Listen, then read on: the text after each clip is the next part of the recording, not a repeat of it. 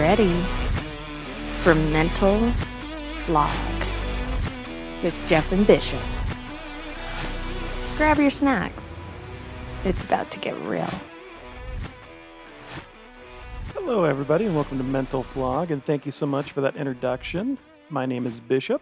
And I am Jeff. Jeff and I are excited to be here with you today. What started as a friendship during the dark days of 2020 has followed the laws of natural progression, and now we have a podcast. In trying to sort out our own issues, we soon found that in being open with our stories and our struggles, we began to pave the way not only for our own healing, but it began to build community and solidarity. And we were soon helping others to pull their shit together while everyone else was losing theirs. It's a true fact. It was a very interesting time to be alive and to try to make friends. And I don't know about you, Jeff, but I spent a lot of time listening to sea shanties. The sea shanties? Yeah, try saying that 3 times fast. Sea shanties, sea shanties, sea shanties. You're better than I. As we mentioned in the intro, which you probably heard, what we are going to be doing is looking at things from the usual perspective and also the metaphysical perspective. And one of the things we're going to do on the show is at the start of it, Jeff is going to pull a card for us. Jeff, you ready to do that? Okay, indeed. What do we got today, sir? Okay, so the card that I pulled today is the Four of Cups. What does that mean for us? So the Four of Cups, it is depicted as a man sitting underneath a shady tree by a riverbank, and he's got 3 cups in front of him. He's not satisfied with any of the cups that are being offered. So then you have divine intervention, a hand from the sky reaching down with another cup, offering him a cup saying, "You need to drink some damn water, you dehydrated noodle." And he's still saying, "You know what? I don't want to." So the theme here is just about disillusion, boredom, not being happy with any of the options that are being presented in front of you, and just being stuck in the mud and a pain in the ass about it and refusing to be able to move forward. I like it. I love it. I want a better card next time. Jeff and I, like we were saying, met in the dark times of 2020. Facebook is how this all started, wasn't it? Now, I'm not exactly sure how we wound up on each other's Facebook profiles, but I know when the pandemic hit, I was in a slump business-wise. So all of the corporate gigs, the parties and whatnot had dried up, and I had to get more creative. At that point, I was used to doing readings in person, having that face-to-face interaction, being able to read someone's energy or whatnot. But I had to start doing readings through Zoom meetings, through Facebook Messenger, and eventually just learning how to do readings through chat and just phone calls. So I remember at some point, somehow, you reached out to me for a reading, and this is kind of how everything began. Now, it was a really, really in-depth reading that you did, too, and I can't even think of the name of it right now. What was it, Jeff? So it's what I call running the gauntlet. Running the gauntlet is several components. So I began by pulling somebody's natal chart. This is basically the blueprint of your bullshit. This is how all of the stars and planets aligned when you were born. And in order for it to work, you have to have the exact date and the exact time of somebody's birth to figure out how everything lines up. This gives you a breakdown because I think most people are going to be familiar with their sun sign. Do you know what your sun sign is, Bishop? Okay, when was your date of birth? 3/12/87. So you're a Pisces. Okay, all right. So you're a Pisces. I'm an Aquarius. So but that's as far as most people go as far as astrology. They understand okay, I'm a Pisces. You're an Aquarius. That asshole over there is a Virgo. That person over there is a Scorpio. And that's as far as they go. That little bit is just, such a small component of your personality. Your sun sign, what most people are going to know, that represents your core value. Who you are deep down inside, what you stand for. But then you're going to have your moon sign. You have any idea what your moon sign is?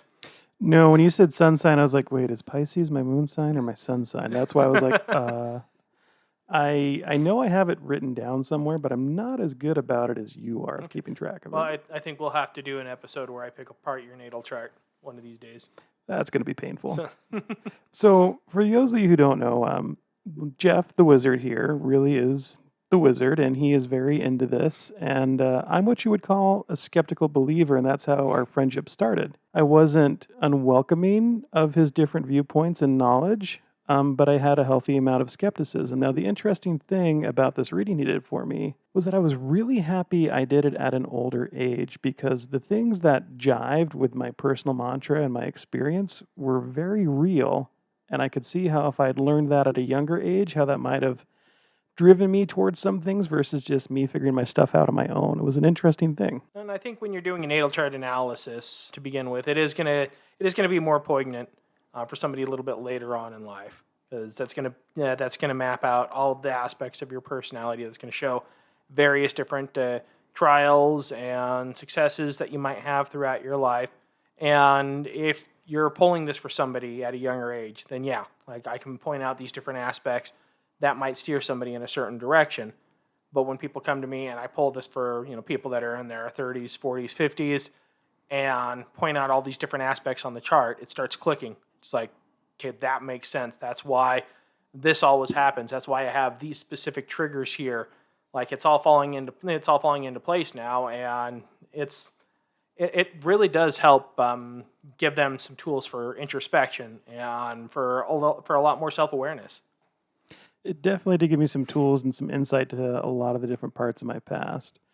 Now, we weren't just, looking at tarot cards and star charts and natal charts. We did Zoom meetings weekly on Fridays. Remember those? Oh yes, I remember those. Truth or drink? Yeah. Yeah. Yep, truth or drink. And it helped us get through some of the darker times of 2020 for sure. And it was needed. And we were all isolated and either working from home or working out and about. But then after work, we had to go straight home. Yep. So that's how we kind of came together and how the friendship was formed. And then, we really did start kind of swapping some stories and life experiences. And we realized that we've lived a very similar life in many ways. Oh yes. So both of us, like, we're both divorcees, however you pronounce the word. So very much, both bigger bearded dudes. Struggled with issues of self-esteem and self-worth and whatnot all of our life, and so yeah, there was a lot of parallels that were there for sure. And there was even that interesting experiment where we decided to try to run a dating group. Oh yes, I remember that well. Like that. Well, rest in peace to that group. But it was a good experiment, I think, because when we started that group, I remember you were out of state, where you said you were entirely off the market. You weren't looking to date, you weren't looking to hook up, you weren't looking for anything. I had just gotten out of what can best be described as a situationship, but the bad part of the situationship was that the way she was really made me happy. It really touched all aspects of my love languages, and I felt very complete. So when it came to an end, I was at a complete loss. It's like, but she just wasn't that into you.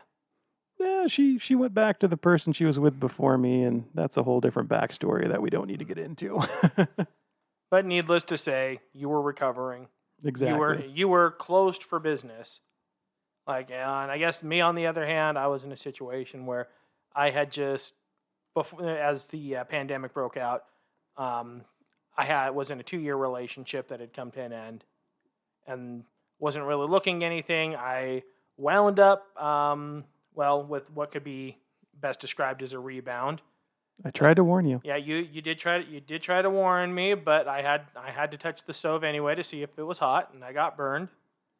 And after that, I was kind of hitting the bottle pretty hard for a little while. Like, I definitely fell into that pit of self-loathing. And you kind of reached down and were like, Jeff, pull your shit together. We got to figure something out. And so, I was trying to dip my toes into the water. I wasn't looking for anything serious or anything at that time. I was just, looking to play around, just have some fun. But yeah, what was it that I said was the problem that I found at every angle? It was just nothing but Starbucks and yoga pants and dudes with fish photos. So yeah, we put together this dating group because we wanted to try to see if we could bring in an audience of more like-minded people. Especially here living in Utah. Whether or not they subscribe to the church here in Utah, there's still very much that culture that kind of permeates everything. And member, non-member of the LDS church, a lot of people still subscribe to that kind of LDS culture, that very vanilla culture. So we wanted to put together a group where the non-vanilla people could come and play. And the non-vanilla people came out of the woodwork in droves. And it was very interesting being the guy who wasn't really down to meet up with somebody or be with somebody. To a certain extent, it made some people try harder for me, even though it was a futile effort on their part. Okay, well, like everybody wants what they can't have. I think one of the funny things about this is, as Jeff said before, we're very similar in our build, and Jeff's a little taller than I am, but we're roughly the same size and big and bearded, and he would go on some misadventures, and then I would get some random friend requests, and through the stories he told, I was able to piece together the episode of his life of what had just happened. Oh, well, I can best describe my misadventures as a learning experience, for sure. So there was a lot of just having to discover my worth, having to put an end to old toxic cycles, figure out what I really wanted, what I didn't want, being able to better isolate red flags, and being able to really stand up for myself when it came to love and relationships, or even just casual hookups and things like that. You said something to me at one point about how I needed to develop what you called the fuck off energy. Mm-hmm. And I ultimately got fucked with because I didn't have the fuck off energy. And I didn't get fucked with because I had the fuck off energy. And after things had gone south with them, they would friend request me, but never talk to me really. And I wouldn't talk to them.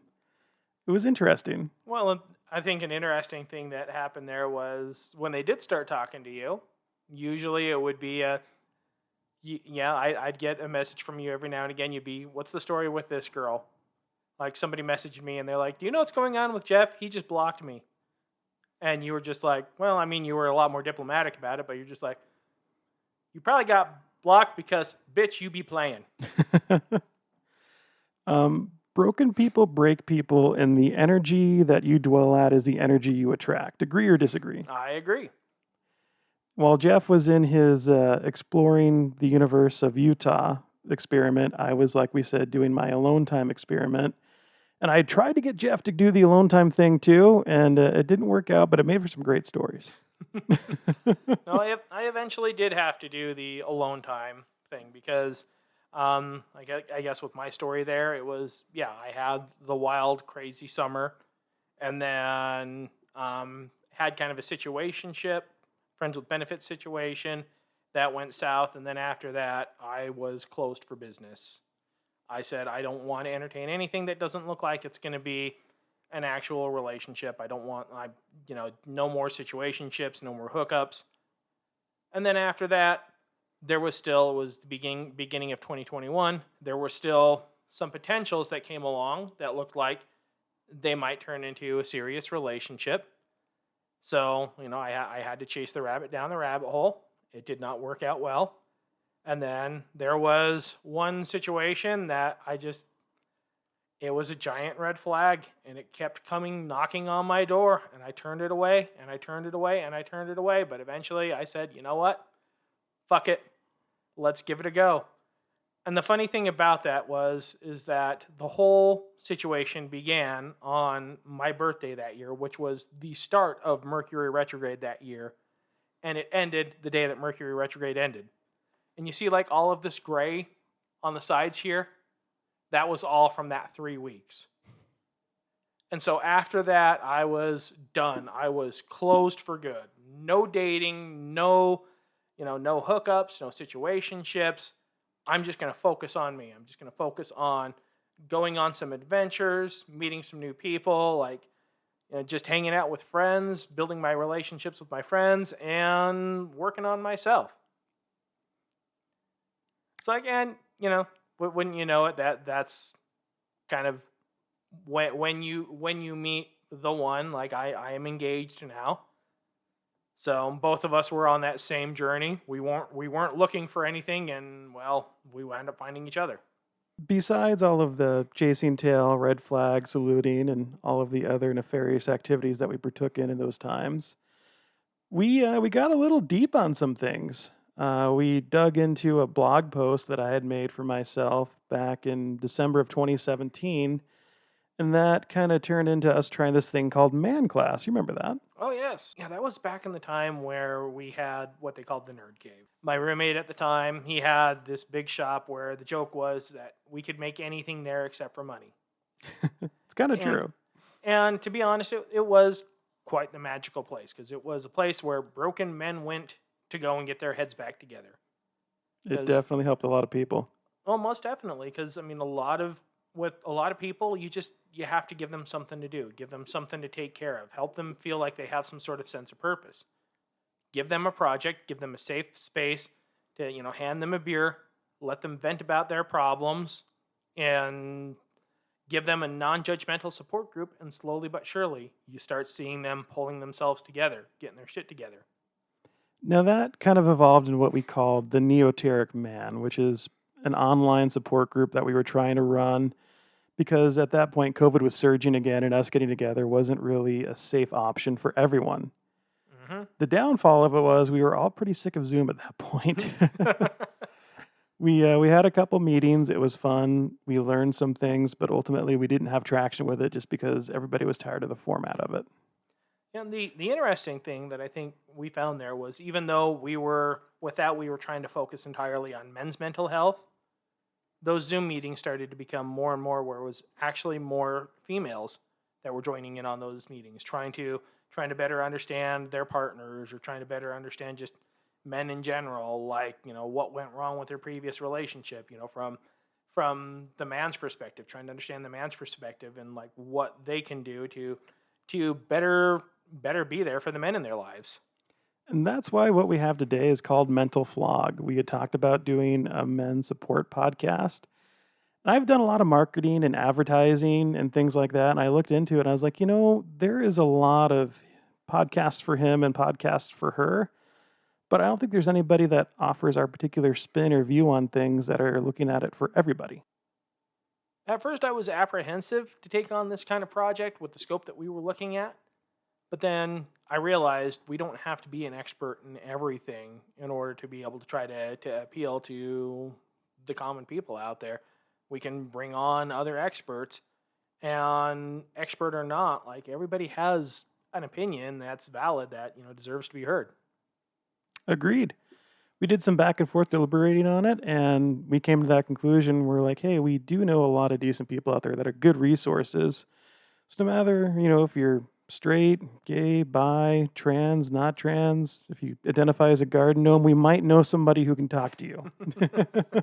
So that's kind of how this came to be what it is now. So Jeff, give us a little background on you, buddy. I am a tarot reader, an astrologer, a ritual magician, and an occult enthusiast. So I'm known locally as the Wizard, and I've helped a lot of people in their journey just, to find love, their life purpose, and to break free of old cycles or to break curses, if you will. Jeff, where are you originally from? I am originally from Vancouver, Washington. So family decided to make what we call the Mecca move here to Salt Lake City, and that's to be closer to family and to the church. So, as you can imagine, being a ritual magician or whatnot, I am definitely the black sheep of my family. So you were also raised in an LDS household then? That I was, very much, and very strict LDS, I might add as well. It made some interesting experiences for me being raised in a similar environment, so I can only imagine what it was like for you. Well, tell us a little bit about your experience. Where are you from originally? So believe it or not, even though I currently reside in and own a house in Salt Lake City, Utah, I am from a little town called Old Lyme, Connecticut. It's a town that is an interesting area for sure. It has the Old Lyme Art Academy, it has some great museums and some cultural history there, but come spring and summer, you're as likely to see an intellectual as you are somebody chugging a beer in a bikini on the beach. I was back and forth between Connecticut and Idaho. I moved out at a young age. And I'll get into this a little bit more in depth in some future episodes. But I did move out at 17 and tried to find my own way. And it was quite the journey. And it partially shaped who I am today, for sure. So I think this is another area where our lives kind of run a little bit parallel because, like, I actually bought my first house at the age of 19. So that's kind of my backstory of where I'm from. I've been in Utah since 2010, and I bought my house last year before everything went crazy completely in the market. I actually am a service writer at a local garage, but I have, as we mentioned in our intro to the podcast, a history in sales.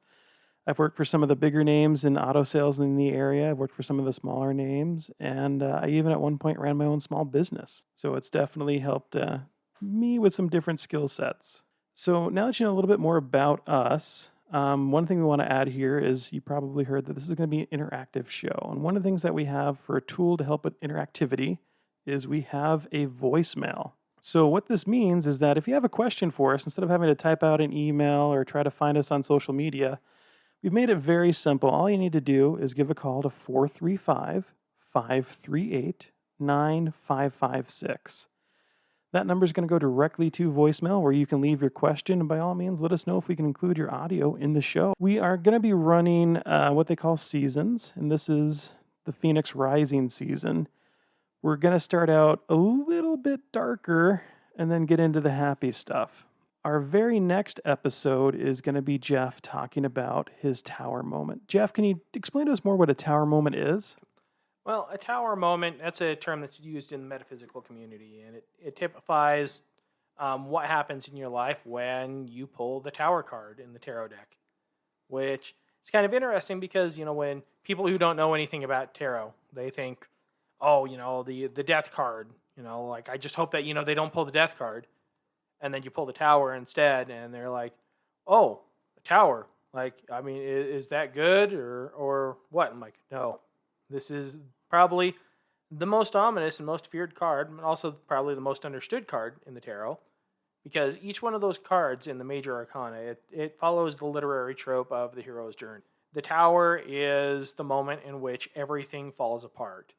This is the bad guys are losing, their back is up against the wall, everything has crumbled, you'll lose everything. You'll lose your house, your wife, your job, all of the things that you get back if you play a country song backwards. And you're starting from ground zero. So, but the thing about the tower, or having a tower moment, is that the very next card is going to be the star. So the star represents hope and healing. This is the rebirth. This is starting from ground zero, yes, but you have a blank slate. And you are rediscovering who you are, what it is that you want in life, your hopes, dreams, talents, and ambitions, and just completely redefining yourself at this moment and being able to move forward with that blank slate. Very nice. I am a reader of people like Gary John Bishop, John Kim, and in their books, there is definitely sections where they talk about where life fell apart, the tower, if you will. This is when the wheels fall off, the train goes off the rails, everything has gone to hell in a handbasket, and you, sir, or madam, are the handbasket. So, in these upcoming episodes, we are going to be talking about our personal tower moments. Now, our next episode is going to be Jeff's, talking about his tower. Followed by that, it will be me. And then we have our first guest coming in, and this woman is a complete badass, and she used to be my personal trainer, and she's gone off to make her own business and do amazing things for amazing people, and I am honored that she would even consider to be on our show with us. It's going to be a great time. So that being said, we are going to be launching one episode a month for right now. That's what we committed to. We don't want to overextend ourselves. So the 13th of every month is when our shows are going to launch. And why the 13th, Jeff? Because 13 is traditionally thought to be an unlucky number, even though, I mean, the reason behind the superstition is it's a little bit ridiculous, but I mean, it's when the day that the Knights Templar were all drugged out and executed was on Friday the 13th. I don't think anybody's gunning to execute us, so we're just going to be with our little weird selves releasing podcasts on the 13th of every month.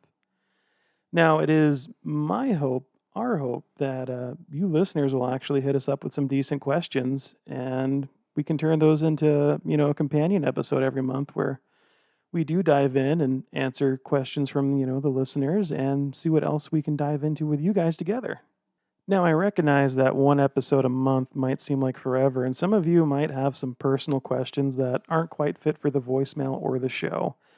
Jeff, if somebody would like to reach out to you to use your services, what's the best way to go about that? So you can find me on Facebook, on Instagram, or on TikTok. It's just at Jeffrey Moyer Wizard, which that's spelled Jeffrie and then Moir. So just at Jeffrey Moyer Wizard is how you find me on those platforms. Now, Jeff does an amazing TikTok segment called What Planet is Fucking Up My Shit Today? And, not every day does he tell us what planet fucks up our shit, but he's getting better about that, and it's worth a watch. It really is. Yes, that is definitely an area where I need to improve. I should be doing those on a daily basis, but as life happens to us all, I've just been putting them out as I can when I can.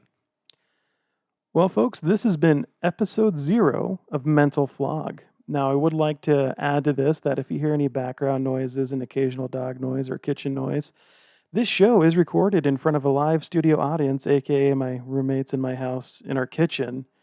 And they're trying to not be noisy, and the animals are decently well behaved. But while we don't currently have the ability to afford a podcasting studio, we have a pretty decent setup here, and I think our quality would be pretty excellent. Well, everybody, thanks for joining in. I'm Bishop. And I'm Jeff. And we'll see you guys on the 13th of next month.